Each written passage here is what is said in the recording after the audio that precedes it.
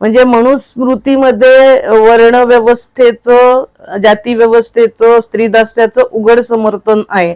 आणि या सगळ्या समर्थनामध्ये नाव कशी असली पाहिजेत व्यक्तीची याच्याबद्दलचा सुद्धा आपल्याला आग्रह धरला गेलेला दिसतो. म्हणजे त्या काळात असणारी वर्णव्यवस्था ही चातुर्वर्ण्य म्हणजे ब्राह्मण, क्षत्रिय, वैश्य, शूद्र या पद्धतीची होती.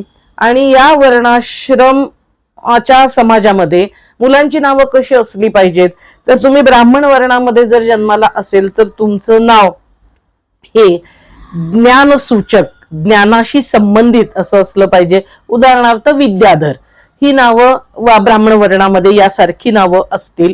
तुम्ही जर क्षत्रिय वर्णामध्ये जन्माला असला असाल तर तुमचा क्षत्रिय वर्ण हा तुमच्या नावातून व्यक्त झाला पाहिजे.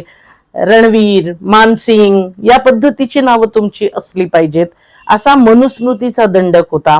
वैश्य वर्णामध्ये तुम्ही जर जन्माला आला असेल, म्हणजे व्यापाराशी संबंधित आहात, तर तुमचं माणिकचंद, सोनूलाल यासारखी नावं तुमची असली पाहिजेत व्यापाराशी संबंधित. आणि शूद्र वर्णात तुमचा जन्म असेल तर हीनत्व दर्शक तुमची नावं असली पाहिजेत. मग कचऱ्या असेल, दगड्या असेल, बारक्या असेल, म्हणजे सन्मानपूर्वक नावं तुमची असणार नाहीत. असं मनुस्मृती नावांच्या बाबतीतलं वर्गीकरण आपल्याला वर्णाश्रमाच्या पद्धतीनं करताना दिसते.